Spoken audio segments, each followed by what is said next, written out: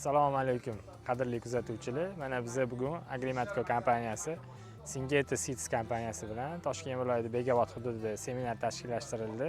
Shunda qatnashibmiz. Ushbu seminardan maqsad Syngenta kompaniyasini hozirgi kundagi oxirgi yangi bo'lgan gibridlari bilan, karom gibridlari bilan asosan dehqonlarimizni xabardor qilish, ularga namoyish qilish maqsadida o'tkazilyapti.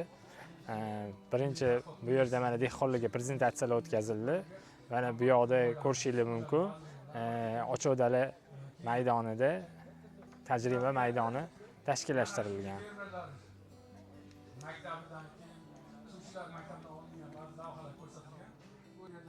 Mana ushbu stendlarimizda ko'rishingiz mumkin. Agrimatco'ning barcha mahsulotlarini namoyish qilyapmiz. Mineral, suyuq mineral udobrenyalarimiz, ximikatlar, urug'lar va boshqa mana bu yoqda boshqa Syngenta kompaniyasini ekinlarini ham ko'rishingiz mumkin. Ассаламу алейкум, уважаемые гости. Меня зовут Мухаммад Масуд, генеральный директор Agrimatco Узбекистан. Во-первых, я хочу сказать спасибо Умила и Syngenta команда за организировать такой семинар. Lekin hammaga yana bir marta rahmat vaqtinglarni ayamay tashkillashtirishganligiga. Hop, biz Agrimatco kompaniyasi bular aytishganidek, o'sha Syngentani rasmiy distribyutorlardan biri hisoblanamiz. Assalomu alaykum. Xush kelibsizlar yana bir bor. Ismim Komoliddin, Agrimatco kompaniyasida o'g'itlar hamda pestitsidlar bo'yicha menejer bo'lib ishlayman. Hop, Agrimatco kompaniyasi dunyodagi ko'plab kompaniyalar bilan hamkorlikda o'g'itlar, mineral o'g'itlar, suyuq o'g'itlar, pestitsidlarni O'zbekistonga import qilamiz. Bulardan doktor tarsi turkumimizda karomda qo'lladik. O'sha Lepidoptera turkumiga mansub bo'lgan hasharotlarimizni lichinkasiga juda yaxshi effekt berdi. Mana ishlatgan dehqonimiz ham shu o'tiribdilar. Bu maydonimizdagi qizil karomni ekilgan holatlari. Mana Rewave 1 ko'rishingiz mumkin. Dumaloq, qattiq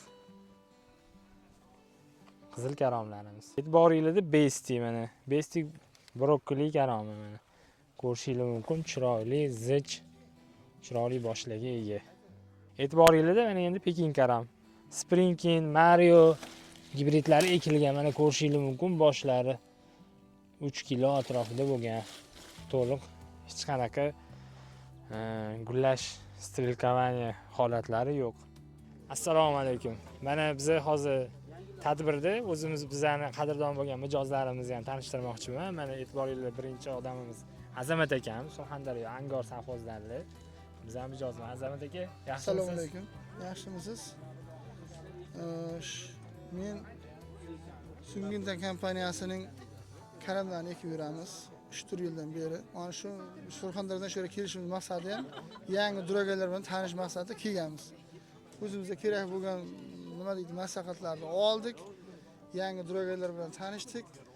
Biz masalan qaysi ekkanlarim masalan maklarin, gonga, besti brokoli karamlarni ekkanman. Men bular hurmatli dehqonlarga beradigan maslahatim besti karamini shu kecha kunduzga chiqarib agar sotmoqchi bo'lgan odamlarga holati juda yaxshi bo'lar ekan.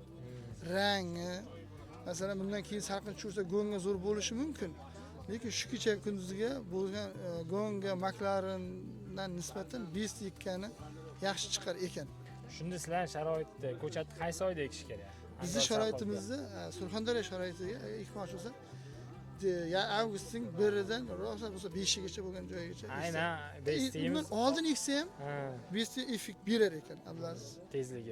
Tezligi bilan endi iqlim ham har xil keladi. Mana bu yil issiq kelgan bo'lishi mumkin. O'tganda salqinroq edi. O'tganda iqlim bo'lgan, bundan ham oldin chiqib ketar edi. Issiq ham hozirgi bo'ladigan issiqlar ham o'zimizdan stressga solyapti, orqaga cho'zyapti.